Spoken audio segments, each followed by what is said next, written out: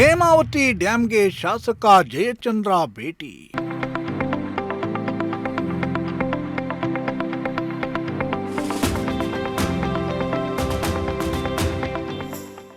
ಶಿರಾವನ್ನ ತ್ರಿವೇಣಿ ಸಂಗಮ ಮಾಡಲು ಶಾಸಕರ ಸಂಕಲ್ಪ. 3 ತ್ರಿವೇಣಿ ಸಂಗಮ ಮಾಡ್ತೀನಿ ಅಂತ ಹೇಳಿದೆ. ಆ 3 ನದಿಗಳು ನೀರು ಬರೋದಕ್ಕೆ ಪ್ರಾರಂಭ ಆಗ್ತಾ ಇದೆ. ಹಾಸನ ಜಿಲ್ಲೆಯ ಗೋರೂರು ಬಳಿ ಇರೋ ಹೇಮಾವತಿ ಡ್ಯಾಂ ಮೈದುಂಬಿ ಹರಿಯುತ್ತಿದ್ದು, ಶಿರಾ ಶಾಸಕ ಟಿ.ಬಿ. ಜಯಚಂದ್ರ ಅವರು ತಮ್ಮ ಪುತ್ರ ಸಂಜಯ್ ಜಯಚಂದ್ರ ಹಾಗೂ ಮಾಧ್ಯಮ ಮಿತ್ರರೊಂದಿಗೆ ಭೇಟಿ ನೀಡಿದ್ರು. ಶಿರಾ ಹಾಗೂ ಚಿಕ್ಕನಾಯಕನಹಳ್ಳಿ ಭಾಗದ ಜನರಿಗೆ ನೀರು ಹರಿಸುವಲ್ಲಿ ಜಯಚಂದ್ರ ಪಾತ್ರ ದೊಡ್ಡದಾಗಿದ್ದು, ಸದ್ಯ ಹೇಮಾವತಿ ಡ್ಯಾಂ ಭಾಗಶಃ ಭರ್ತಿಯಾಗಿದ್ದು, ಮಲ್ಲೆಶೆಟ್ಟಿ ಪಿಕಪ್ ತುಂಬಿ ಶಿರಾ ತಾಲೂಕಿನ ಕಳ್ಳಂಬೆಳ್ಳ ಕೆರೆಗೆ ಹರಿಯುತ್ತಿದೆ. ಹೀಗಾಗಿ ಹೇಮಾವತಿ ಡ್ಯಾಂನ ಪರಿಶೀಲನೆಗಾಗಿ ಜಯಚಂದ್ರ ವಿಸಿಟ್ ಮಾಡಿದ್ರು.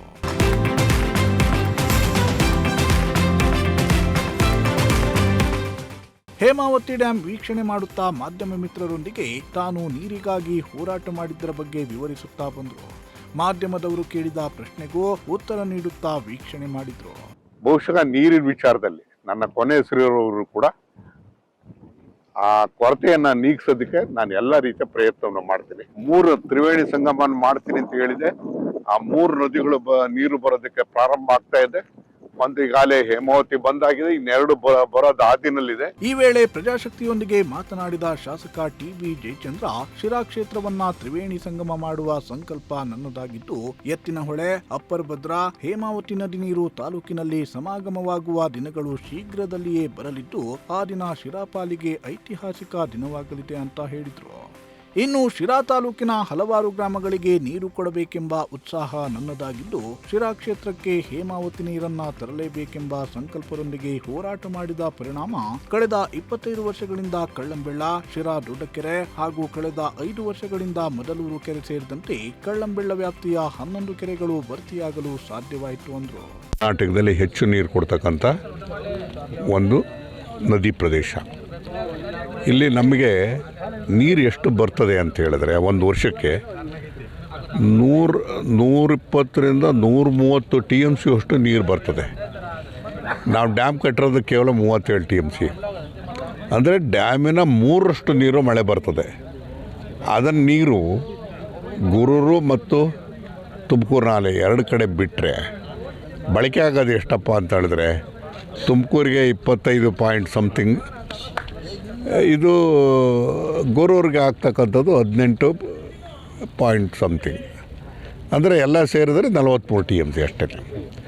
43 TMCಗೂ ಹೆಚ್ಚು ನೀರು ಸಮುದ್ರಕ್ಕೆ ಹೋಗ್ತದಲ್ಲ, ಅದನ್ನು ತಡೆ ಹಿಡಿಬೇಕಾದಾಗ ಏನು ಮಾಡಬೇಕು, ಅದನ್ನು ತಡೆ ಹಿಡಿದು ಏನು ಮಾಡಬೇಕು ಅನ್ನೋದ್ರ ಬಗ್ಗೆ ಅದಕ್ಕೆ ಒಂದು ದೊಡ್ಡ ಒಂದು ಕನಸು ಅಂತ ಹೇಳಿದ್ರೆ, ಒಂದು ಮೇಕೆದಾಟನ್ನು ಕಟ್ಟಿದರೆ ತಮಿಳುನಾಡಿಗೆ ಕೊಡೋ ನೀರನ್ನು ಕೊಡೋದಕ್ಕೆ KRS ಮತ್ತು ಕಬಿನಿ ಮತ್ತು ಹಾರಂಗಿನಲ್ಲಿ ಬರ್ತಕ್ಕಂಥ ನೀರೇ ಸಾಕಷ್ಟಾಗುತ್ತೆ.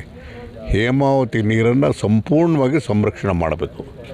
ಮಾಡಿದ್ರೆ ಹಾಸನ, ಮಂಡ್ಯ, ತುಮಕೂರು 3 ಜಿಲ್ಲೆಗೂ ಕೂಡ ಸಮೃದ್ಧಿಯಾದಂಥ ನೀರಾಗೋದಕ್ಕೆ ಸಾಧ್ಯತೆ ಇದೆ.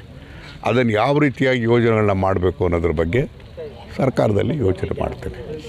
ಏನನ್ನ ನೀರೇ ಅಲೋಕೇಶನ್ ಜಾಸ್ತಿ ಮಾಡೋ ಪ್ರಯತ್ನ ಅಲ್ಲಲ್ಲ, ಈಗ ಅಂತಾರಾಜ್ಯ ವ್ಯಾಪ್ತಿನಲ್ಲಿ ಬರ್ತಕ್ಕಂಥದ್ದು ನೀರು ಎಷ್ಟು ಕೊಡಬೇಕು ಅಂತದ್ರ ಬಗ್ಗೆ ಅಲೋಕೇಶನ್ ಆಗೋಗ್ಬಿಟ್ಟಿದೆ. ಅದನ್ನು ಬದಲಾವಣೆ ಮಾಡೋಕ್ಕಲ್ಲ. ನಾವು ತಮಿಳ್ನಾಡಿಗೆ ಕೊಡಬೇಕಾದಂಥ ನೀರನ್ನ ಕೊಡೋದಕ್ಕೆ ಏನೆಲ್ಲ ಮಾರ್ಗೋಪಾಯಗಳನ್ನ ಮಾಡ್ತೀವಿ, ಅದು ಮಾರ್ಗೋಪಾಯಗಳನ್ನ ಮಾಡಿಕೊಂಡು ಆಮೇಲೆ ನಾವು ಹೆಚ್ಚು ಯೋಚನೆ ಮಾಡ್ಕೋಬೋದು. ನಮಗೆ ತಮಿಳ್ನಾಡಿಗೆ ನಾವು 177.25 TMC ನೀರು ಕೊಡ್ಬೇಕಷ್ಟೇ. ಈಗ ಎಷ್ಟು ಹೋಗ್ತಾಯಿದೆ ಗೊತ್ತೇನು? ಆ್ಯಾವ್ರೇಜು ಕಳೆದ 50 ವರ್ಷದ ಫಿಗರನ್ನು ತಗೊಂಡ್ರೆ ಪ್ರತಿ ವರ್ಷ 200ರಿಂದ 250 TMC ನೀರು ಹೆಚ್ಚು ಹೋಗ್ತಾಯಿದೆ, ಸಮುದ್ರಕ್ಕೆ ಹೋಗ್ತಾಯಿದೆ. ತಮಿಳ್ನಾಡು ಉಪ್ಪು ಹಿಡ್ಕೊಳಕ್ಕಾಗೋದಿಲ್ಲ, ಕರ್ನಾಟಕನೂ ಮಾಡೋಕ್ಕಾಗ್ತಿರಲ್ಲ. ಎಲ್ಲೋ ಒಂದು ಕಡೆಗೆ ಈ ನೀರಿನ ಬಗ್ಗೆ ತಮಿಳ್ನಾಡಿನವ್ರು ಯಾವ ರೀತಿ ಬಳಕೆ ಮಾಡಬೇಕು, ಏನು ಮಾಡಬೇಕು ಅನ್ನೋದ್ರ ಬಗ್ಗೆ ನಾವು ಅನೇಕ ಸರಿ ಭೇಟಿ ಮಾಡಿ ಮಾತಾಡಿದ್ವಿ ದೆಹಲಿನಲ್ಲಿ. ನಾನು ಡಿ ಕೆ ಶಿವಕುಮಾರ್ ಅವರು, ಮುಖ್ಯಮಂತ್ರಿಗಳು ಎಲ್ಲರೂ ಸೇರಿ ಮೀಟಿಂಗ್ ಮಾಡಿದ್ವಿ, ಕೇಂದ್ರದ ಸಚಿವರ ಜೊತೆ ಯೋಚನೆ ಮಾಡಿದ್ದೀವಿ, ತಮಿಳ್ನಾಡಿನವ್ರ ಜೊತೆಗೆ ಮೀಟಿಂಗ್ ಮಾಡೋದಕ್ಕೆ ಅಂತೇಳಿ ಮೀಟಿಂಗ್ ಫಿಕ್ಸ್ ಆಗಿತ್ತು. ಅದು ನಾಳೆನೂ ಕೂಡ ಆಗಿತ್ತು, ಅದು ಮುಂದಕ್ಕೆ ಹೋಗಿದೆ. ಸೊ ಹಾಗಾಗಿ ಇವೆಲ್ಲ ಪ್ರಯತ್ನಗಳನ್ನ ಮಾಡ್ತಲೇ ಇರ್ತೀವಿ ನಾವು. ತಾವು ಕಳ್ಳಂಬೆಳದಲ್ಲಿ ತಮ್ಮ ನಿವಾಸಕ್ಕೆ ಹೇಮಾವತಿ ಅಂತಲೇ ಇಟ್ಟಿದ್ದಾರೆ. ಹೌದು, ನನ್ನ ಮನೆ ಅದಕ್ಕೆ ಪ್ರೇರಣೆ ಏನು? ಅಲ್ಲ, ಹೇಮಾವತಿ ನದಿನೇ ನಾನು ತಿಳ್ಕೊಂಡಿರೋದು. ಎಲ್ಲರೂ ಆ ದೇವರು ಈ ದೇವರು, ಯಾವ ದೇವರು ಇಲ್ಲ, ತೀರೇ ನನ್ನ ದೇವರು ಹೇಮಾವತಿನೇ ತಾಯಿ. ಇನ್ನು ಈ ವೇಳೆ ಶಿರಾ ತಾಲೂಕಿನ ಕಾಂಗ್ರೆಸ್ ಮುಖಂಡರು, ಇಲಾಖಾ ಅಧಿಕಾರಿಗಳು ಹಾಗೂ ಮಾಧ್ಯಮ ಮಿತ್ರರು ಉಪಸ್ಥಿತರಿದ್ದರು. ಶ್ರೀಮಂತ್ ಕುಮಾರ್, ಪ್ರಜಾಶಕ್ತಿ ಟಿವಿ, ಶಿರಾ.